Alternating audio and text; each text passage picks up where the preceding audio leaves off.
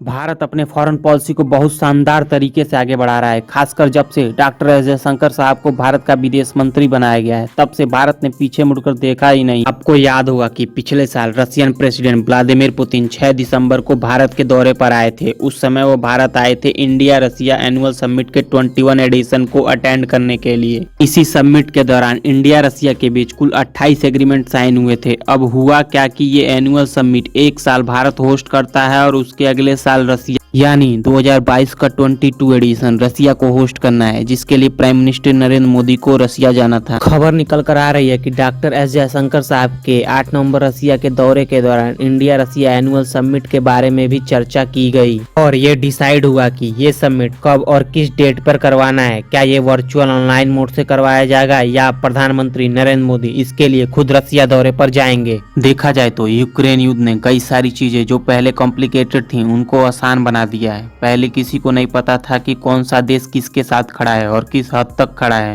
युद्ध के दौरान कितना साथ देगा, क्योंकि सभी देश एक दूसरे के साथ कोऑपरेशन को मजबूत कर रहे थे। सबके नेशनल इंटरेस्ट एक दूसरे के साथ जुड़े थे, इकोनॉमी एक दूसरे के साथ कनेक्टेड थी। लेकिन इस युद्ध ने सबको अपना स्टैंड क्लियर करने पर मजबूर कर दिया और ये पूरी तरह साफ कर दिया कि कौन सा देश अमेरिका नाटो के साथ खड़ा है और कौन सा देश रसिया के साथ, और कौन सा देश न्यूट्रल होकर बाहर देख रहा है। भारत हमेशा की तरह यहाँ भी न्यूट्रल रहा है, यानी ना अमेरिका के साथ और न रसिया के साथ। अमेरिका ने हमेशा की तरह पाकिस्तान के कंधे के ऊपर बंदूक रखकर हमें ब्लैकमेल करने की कोशिश की, हमारे ऊपर प्रेशर डाला, लेकिन इसके बावजूद भारत अभी तक रसिया के खिलाफ बिल्कुल नहीं गया। इस पर रसिया के प्रेसिडेंट ने भारत की जमकर तारीफ की है। रेफरेंस के लिए आपके स्क्रीन के ऊपर हिंदुस्तान टाइम्स का एक आर्टिकल का स्क्रीनशॉट है।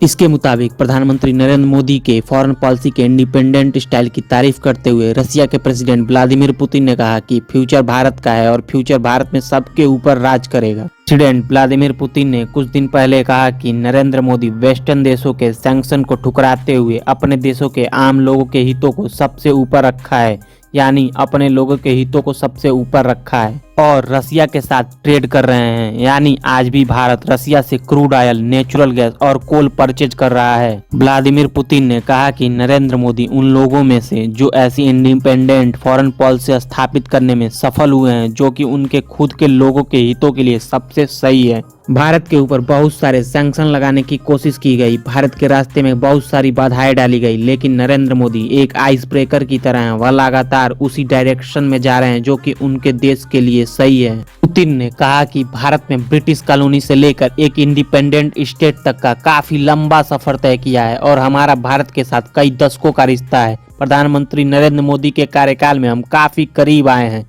प्रधानमंत्री के मेक इन इंडिया प्रोग्राम की तारीफ करते हुए व्लादिमीर पुतिन ने कहा कि प्रधानमंत्री नरेंद्र मोदी एक पैट्रियट यानी एक देशभक्त हैं और भारत एक बड़ा लोकतंत्र है और भविष्य भारत का है। खैर, भारत की तारीफ रसिया ही नहीं बल्कि अमेरिका भी करता आया है। लेकिन आपको क्या लगता है कि इंडिपेंडेंट या न्यूट्रल फॉरेन पॉलिसी सबसे बेस्ट होती है? हाँ या ना, कमेंट बॉक्स में जरूर बताएं।